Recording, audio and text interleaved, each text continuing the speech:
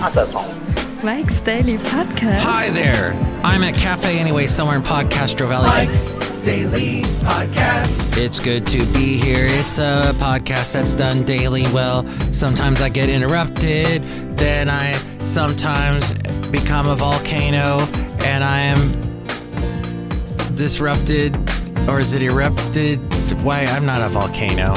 I guess sometimes I get angry and I blow my top, is what I'm saying. Like Fred Flintstone. Mike's Daily Podcast. Money! That was Fred Flintstone for you. My impression that Mike's I came up with Daily at 8 years old. Podcast. But here I am, Yeah! eons later, and I have to tell you, as a grown-up, was not that impressed with White Lotus. I've just, like I was saying on the last podcast, episode 2556, 5 rather, the one called Rivet, because it was riveting. It just, HBO does this thing where you know something is going to be shown to you that is shocking, and it's on its way, and you know it's on its way, and then it's suddenly there, and you're like, oh, okay. And the way they dealt with Jennifer Coolidge's character, I was not happy with. Some people thought, oh, that was clever. No, just, by the way, the British guy that she befriends, who leads to her undoing, I won't spoil too much here, he was in a show that I saw on BritBox. And it was actually pretty interesting. He is the pastor at an Anglican church. I think, is it called the rectory? Something like that. And it's on BritBox. And here's today's podcast picture. I'm looking it up as I'm also telling you about the podcast picture today, where we are going to be showing you a picture from today. And the sky has been beautiful and the sunset was crazy. We got a little bit of rain here in Podcastro Valleyton, the last place on earth. And it was quite a lovely day. So see that picture at MikesDailyPodcast.com. All the podcast pictures are there. And there's the late great Basil the Boxer. As we enjoyed many a great walk together and enjoyed the Bay Area. Well, I do not see it, what it was called. I'm trying to remember. It dealt with the fact that, like, there are these old cathedrals in England, and this particular cathedral was in a very not so nice neighborhood, and so this pastor was tasked with having to keep it in, good standing. And there were all kinds of things like people throwing rocks through the stained glass window. Not the Victor of Dibley. That's another one.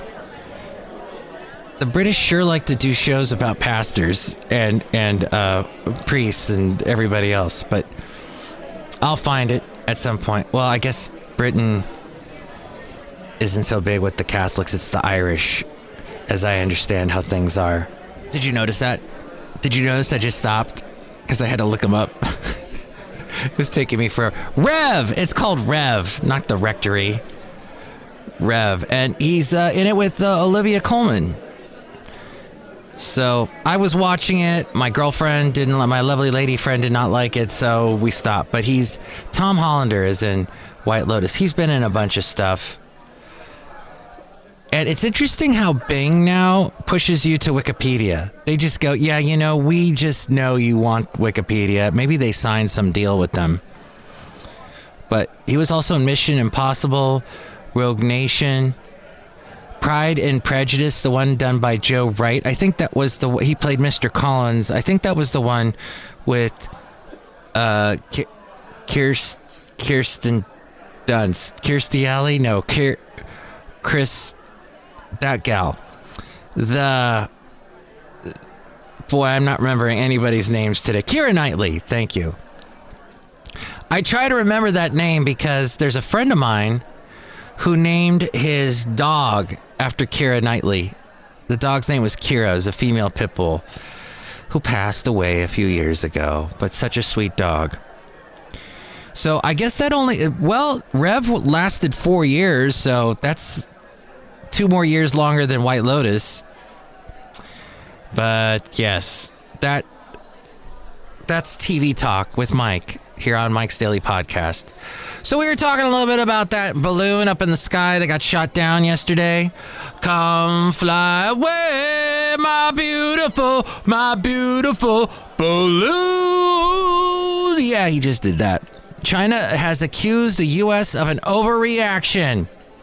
This according to the Washington Post. When it used a fighter jet to shoot down a suspected surveillance balloon. Hi, I'm the Republican senator from the fine state of Alabama. I have this to say about Joe Biden. He should have shot it down as soon as it was in the airspace of America. Off the coast of the West Coast somewhere, even though we don't care about the left coast. We should have shot it down right here. Wow. I was kind of going for a little bit of the Daniel Craig. Did you enjoy that? The Knives Out Daniel Craig? What was his name? I used to do this character. I had a segment. If I find the opener for it, I'll put it right here. Will you shut ups? Liberty Nation Freedom Foam for All. And William Shut Up sounded like this. Hi, William Shut Up. I want to tell you I'm really sick and tired of Biden and his lazy tuckus. Not blowing up stuff like he should. Blow it all up. Biden, just blow it up. Blow up the balloon.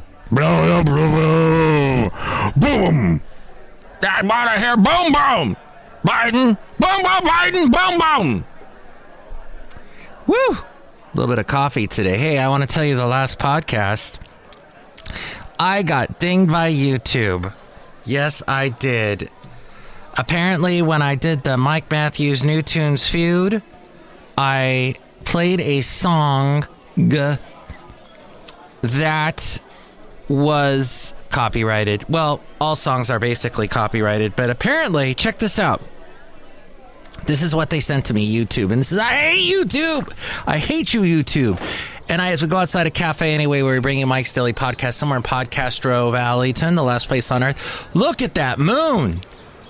Oh my gosh. Give me 1 second. I got to take a picture of that balloon. I mean, of the moon, not the balloon. Hopefully that's not a Chinese balloon flying overhead. That's a big orange. Is it a balloon or is it the moon? That's what I want to know. Well, I'll resume in a moment, but first this sound effect. Oh, Mike, you're such a creative soul. All right. Oh, thank you. Oh, I don't know if that lady's still alive. I hope she is. I recorded her a couple years back, and I remember she had some health issues I found out from someone who knew someone who knew someone. So here's the thing. It's just breathe. Yes, you need that oxygen to get into your blood cells and make you all healthy. This is what even like yoga people know. You got to breathe. Breathing exercises. So watch your breathing. Even when you're working out and you're lifting them weights, remember to breathe. Just breathe, like the Faith Hill said. And that Anna Nalick also said that. And Michelle Branch had a breathe song, too. So many people had breathe songs. Every breath you take, the police, breathing. It's great, isn't it? Okay. The point is, I had a story, didn't I? Oh, I was telling you about China. They accused the U.S. of an overreaction when it used a fighter jet to shoot down a suspected surveillance balloon off the South Carolina coast, as nationalist Chinese commentators blamed runaway political pressure in Washington for escalating the incident. In a statement this morning, China's foreign ministry reiterated claims that the airship was a civilian vessel that had unexpectedly drifted off course. That is a lie. They have since taken the remains and have found, in fact, it was a surveillance balloon. The setback is an embarrassment for Chinese leader Xi Jinping, who began his norm-defying third term in office with a show of diplomatic friendliness that experts interpreted as a pragmatic effort to ease tensions with Western nations as he deals with internal discontent over a slowing economy and a huge wave of coronavirus infections. That's what's going on. When you got those internal problems, you know, after you've eaten too much popcorn, internal problems, right? Too many jalapeno poppers, internal problems. Too much booze, internal problems. In a world of drones and satellites, why use a spy balloon anyway? After initially subdued and jokey reaction on Chinese social media, the craft was dubbed the Wandering Balloon, a pun on Chinese sci-fi blockbuster The Wandering Earth. Did you watch that? Visually, it was amazing. I was like, no. I got about 20 minutes into it. I'm like, I can't deal with this kind of sci-fi today. So, according to the Washington Post, they described a reason for using the drones. Sorry, I got distracted again. Oi. That means I need to bring you another random sound effect. And now we return you to our regularly scheduled program with Mike Matthews. Balloons have an advantage over satellites because they are more maneuverable. The motion of a satellite is very predictable. A balloon offers the chance for an unexpected overflight to catch those you are observing by surprise, according to the Washington Post. Okay. There you go. A senior Biden administration official responded to China's statement by saying that the United States is confident the balloon was seeking to monitor sensitive military sites. Its route over the United States near many potential sensitive sites contradicts the Chinese government explanation that it is a weather balloon.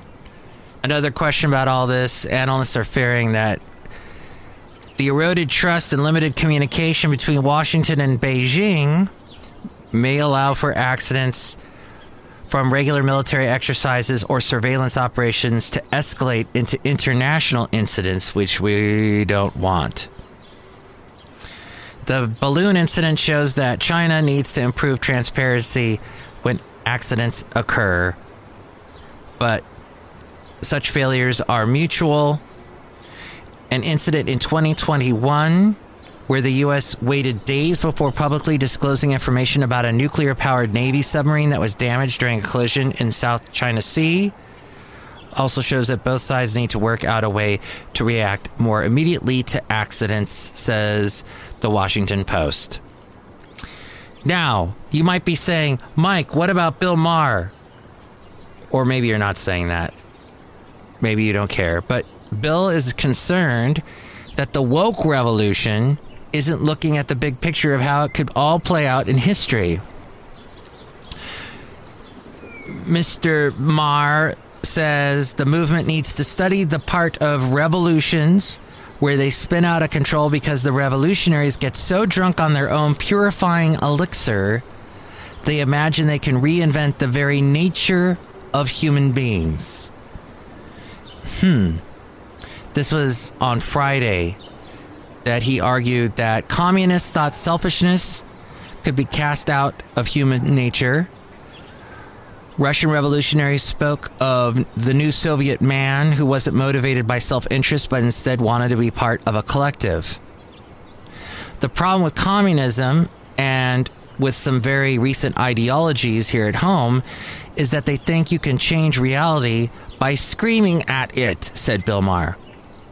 That you can bend human nature by holding your breath. And you shouldn't hold your breath, you know you need to breathe. But that's the difference between reality and your mommy. Lincoln once said that you can repeal all past history, but you still cannot repeal human nature. And then he joked, but Lincoln's canceled now. Cancel, cancel, cancel. No. It's very Logan's Run, isn't it? Getting anybody over 30 blowing up in the sky over that in the carousel. That's what it seems to be. But that's the fear every generation has as they get older. Bill Maher is a Gen Xer, probably a baby boomer, somewhere in that vicinity. And he's just worried about what the youngins think. I'm 54. I don't care what the youngins think. They're going to think crazy things. I thought crazy things when I was young. The problem arises when no one listens. When Bill doesn't listen to what the young people are saying. When the young people don't listen to what us old folks say. And we got some experience they should listen to. But they got some pure insights, if we'll call it that. They're pure babes that just woken up, little deer, the does, if you will. Doe, a deer, a female deer. No, wait, that's not what I wanted. What's the young deer's called? A calf? A baby? Why would you use a balloon anyway? A young deer. Not a female deer. I guess they're just called deer? What is a young deer called? A baby deer is commonly referred to as a fawn. Thank you. Or a calf. I was partly right.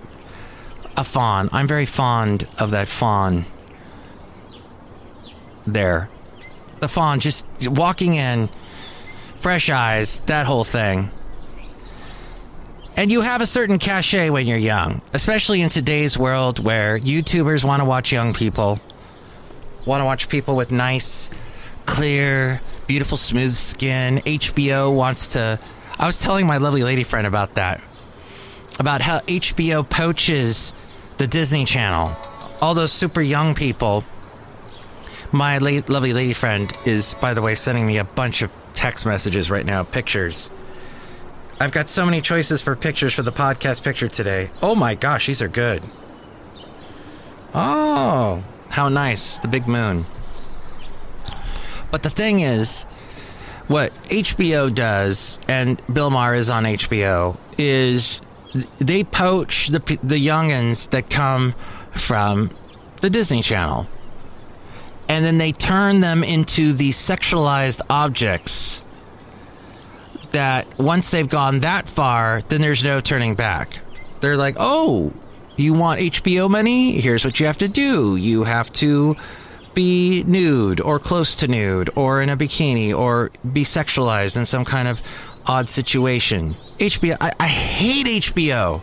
I've been watching it all week. Thanks to the White Lotus. Hearing so much about that show.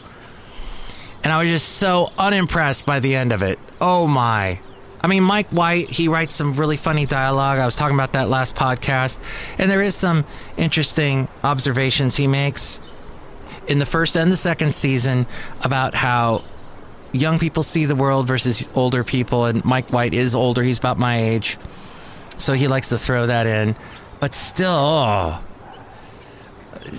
I guess it just... Here's my problem, and my lovely lady friend agreed with me, is that they just, when they do a series for HBO or any channel, they have to stretch out the material. And sometimes that material is just too thin, and they pad it with all this filler that goes nowhere. And you feel like you've just wasted all that time. And every episode of that show is about an hour. So it's like, they could have edited this a little bit. Kind of like this podcast could have been edited. Wait, no, I did edit some of it. I stopped. I didn't include the whole 5 minutes when I was trying to find out who the heck Tom Hollander was. You're welcome. I could have edited out the part where I couldn't find out what fawn, the name fawn was. Or a young deer. They're herbivores, by the way. They like to eat leaves, grass, and lichen. Isn't that fascinating? Okay, Outside a cafe anyway, somewhere in Podcastro Valley, the last place on earth. Podcastro Valley, Tin, look who's here. Hi, Mac. It's Benita the Rodeo Queen. How you doing? I ride my horse today. Hey, Nilly. Nice to see you. After Disgruntled Fiddle Player, tell you what. What? All this woke nation stuff making me so mad. Go woke and go broke is what I say. Wow, that's really original. Look who else is here. Hello, Mike. I make delicious root beer. Have some of that. What? Wow. That's strong. What's in there? There's some lichen in there and some sea moss. Wow. We're going real healthy. So the sea moss, you have to let soak. Did I mention this already? Otherwise, it's like you're eating or trying to drink one of those grape branches when you buy grapes at the supermarket and they got the little branches in the bag holding the grapes together. It's like you're trying to drink one of those branches. So you got to soak it and then you got to blend it up with the smoothie maker. And then you're good to go. And then it's supposed to have healing properties or some crazy stuff. Thank you. Okay. Thank you very much, YouTube, for banning me. That song that I played on the Mike Matthews New Tunes Feud last podcast in episode 2555, they said a copyright owner using Content ID has claimed some material in your video. As a result, your video has been blocked in some countries. This means that your video is still up on YouTube. Oh, thank you, YouTube. That's so nice of you. But people in some countries may not be able to see it. It's not a copyright strike, like I got the time when I was talking about... Oh, I better not talk about it.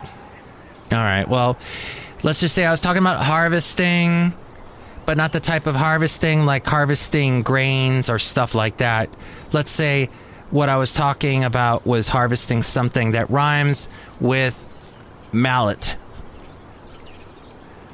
It was like mallet harvesting, but not, if you catch my drift. And then the other thing they dinged me for was, and all I was trying to do was find out what that was. I was investigating what that type of harvesting was.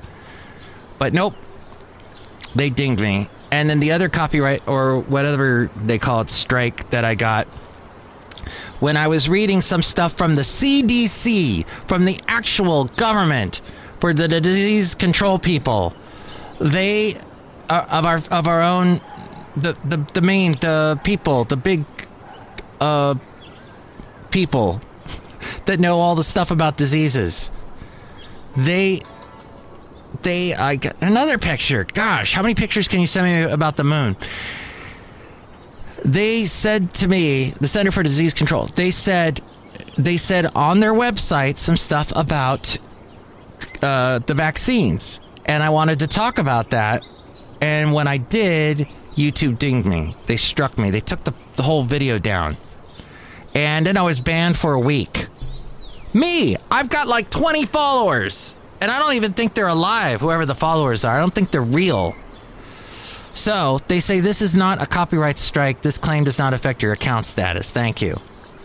I make $0 on my YouTube account. But the song was called Lose My Mind. It was that song, Lose My Mind. I forget who did it, but nobody voted for it, which if you still want to vote for any of the songs I played on the Mike Matthews New Tunes Feud, you can still call me at 510-228-4640, 510-228-4640. And apparently, it was claimed by something called UMG, and it is blocked. It's not blocked here in the U.S., that podcast I did, the last one, because I played that song. And I only played a snippet of it. I don't know what they're going crazy about. I didn't play the whole song. And it's blocked, apparently, in a country, you won't believe where. Russia. Yes. Belarus, Russia is where it is blocked. Why this can happen? Your video might contain copyrighted content. Copyright owners can choose to block your YouTube videos that contain their content. If this copyright claim is valid, you don't need to take any action or delete your video. How to unblock your video. Something went wrong. The copyright owner or our system made a mistake. We have a dispute process. Please only use if you're confident you have the rights to use all the content in your video. Let me just tell you, if you ever try to dispute YouTube, you will lose. You will always lose because they do not listen. They don't even look at your email or your comment or your complaint, which I tried to do with the 2 times I got strikes. You can also remove the claimed content using Studio's editing tools. Now, no, I'm not even gonna touch it. I'm just gonna talk about it on my podcast and complain about it. When choosing music for your next video, you can avoid copyrighted issues by picking a song from the YouTube audio library. We're adding new tracks all the time. Ooh, there you go. Except I don't play the whole song. I play just a little clip. Dang. They're strict. Now, just like all the conservatives, I hate YouTube. Hey, speaking of Republicans, they're saying to the federal workers, show up! According to the website Just the News, the Republican-led House of Representatives is voting on a bill that would bring more federal employees back to offices in Washington, D.C. The Stopping Home Office Works Unproductive Problems Act. Yes. Or Show Up is the acronym. The Show Up Act of 2023 requires each executive agency to reinstate the telework policies that were in place on December 31st of 2019. Yes, the end of the year just before COVID hit us. Washington Times says the Show Up Act comes a day after House Republicans passed the bill to end the COVID-19 public health emergency. Mr. Biden declared that he extended the national emergency for COVID-19 pandemic until May 11th to, quote, get everything done, explaining after the announcement that the Supreme Court prepares for February arguments on his attempt to put $400 billion towards student loan forgiveness by referencing the emergency. So you can see how this is all stacking up and what's on the agenda, on the docket, as they say. The Stopping Home Office Works Unproductive Problems Act, or Show Up Act. Show Up. Wow, that's brilliant how they put that together. Then it's people not showing up. Maybe they're not going to show up at all because they're being laid off. Not just the tech industry, now it's FedEx. According to Insider.com, FedEx is laying off more than 10% of its directors and officers as it continues to cut costs. The company told staff the company has more than 500,000 employees, but the exact number of layoffs was not specified. A former FedEx executive estimates that thousands are losing their jobs when it absolutely positively has to be there overnight. And the person bringing it is going to get fired after they bring it to you overnight. A FedEx spokesperson told Insider the company has reduced its U.S. workforce by more than 12,000 through attrition and, quote, headcount management initiatives since the start of the fiscal year in 2023. And the Wall Street Journal says the cuts come a day after United Parcel Service said that it was facing a slowdown in global delivery volumes and forecasts that its sales for the year could decline for the first time since 2009, according to the Wall Street Journal. And finally, Nikki Haley. You remember her from Hawaii and the first season of White Lotus. No, wait. Hawaii was in the first season of White Lotus. I don't know if Nikki Haley was. According to CBS, the former U.S. ambassador to the United Nations. Oh, wait, I'm thinking of someone else. Sorry. Nikki Haley, a former U.S. ambassador to the United Nations and South Carolina governor. Why was I thinking Hawaii? I'm thinking of the other lady. Tulsi Gabbard is what I meant. All right, well... And you're welcome. I put all that took all that. I edited all that, the part where I was looking for her name and the name of a young deer. So Nikki Haley, and I remember when they were talking to her and asking her, "Are you going to run?" And she goes, "Oh no, Trump, my former boss. I wouldn't get in the way of him at all. No." Well, now she is expected to officially announce her 2024 presidential run on February 15th in Charleston. The front panel will close automatically. So that is on its way.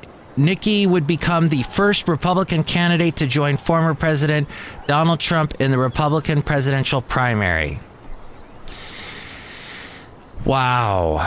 I remember, didn't she resign? She had some kind of dispute with him, possibly. Wrong. Oh, no, everything was fine. Because you'd be in jail. According to Trump. But there was something that set her off that she wanted to get out. But that is, I applaud her for running against Trump. Now, what may end up happening is everybody wants Trump to run, so he wins the Republican nomination, and then he picks her to be his vice president, because he certainly isn't going to pick Pence again. But that young guy who's ultra conservative and is on the radio constantly and has this big old radio national syndicated thing and a big podcast and all kinds of stuff going on. Charlie Kirk, he said Nikki Haley will run for president in 2024. Haley reportedly called President Trump ahead of her decision and told him she would, quote, like to consider it. The president responded with, and yeah, he still calls Trump the president. The president responded with, go by your heart if you want to run. I think you should do it. So there you go. Everybody's happy. Hey, I got Charlie Kirk's email too, which is awesome. So one of these days, maybe he'll be on this podcast and I can be on his, and then I won't have to just the 20 followers on YouTube anymore. But Charlie's a big old anti-vaxxer. And some of the stuff he spouts out of his mouth, the stuff that flies out, I'm like, you got to be kidding me. Wow. But then a lot of anti-vax people, that's some of the stuff I go, wait, does that even work logically? Oh, which leads us to the last story today. Oh my, I didn't even get to this. I should get to this now. And you're welcome. I edited a bunch of other stuff trying to find this, and Fonz and Nikki Haley and Tulsi Gabbard. And this was about Dr. Peter McCulloch, speaking of anti-vaxxers. According to the Daily Wire, a district judge vindicated Texas cardiologist and outspoken COVID vaccine critic Dr. Peter McCulloch on Wednesday, dismissing a lawsuit filed against him approximately 2 years ago by his former employer, Baylor Scott and White Health System. McCulloch, dubbed a prominent purveyor of COVID misinformation by his detractors, was sued by the health system 2 years ago for allegedly violating a separation agreement and bringing the Baylor Scott and White Health name into the media. Now, Associate Judge Tahira Khan Merritt of the Judicial Committee of the Judicial District Court Dallas County of Dallas County is how that should have been written, dismissed the suit with prejudice. Dr. Anthony Hinton said, Dr. Peter McCulloch wins an important legal case in the U.S. All doctors have a right to freedom of speech and a duty to speak the truth to protect patients. A good day for ethical caring doctors and their patients around the world. Wow. Yeah, so that vindicates Peter McCulloch completely, and everything he says is absolutely true because of some associate judge in Dallas where, hey, maybe there's some anti-vaxxers living in Dallas County. Maybe, possibly. You think? I don't know. I'm not a doctor, Jim. I just know that when I got COVID, it could have been a heck of a lot worse. But I did have all my shots, all my jabs, as the anti-vaxxers like to say, jabs. And so it wasn't as bad. I will say, I still got that weird thing going on my left ear. I don't know if that was because of the COVID or the vaccine or the fact that I had to use a very loud vacuum cleaner to suck up all the water in my basement because of the December 31st crazy California flood. As we said goodbye to 2022 in a big way with a flood because it's California and it got all biblical up in here. I don't know. Cafe anyway. But you can tell me what you think. Call the number that I mentioned earlier that's on my website, 510-228-4640, and leave a message. Call me here at Cafe Anyway, where it's beautiful and the moon's outside and it's beautiful. It's so romantic. When that moon hits your eye like a big pizza pie, it's amore. Look out. 510-228-4640. And for other ways to reach me, and of course the website, MikesDailyPodcast.com, all that information, now it's A-Frame. Mike's Daily Podcast is written and produced and performed by Mike Matthews. His podcast is super easy to find. Download or listen to his show and read his blog at MikesDailyPodcast.com. Email Mike now at MikesDailyPodcast@gmail.com. See you tomorrow. Bye.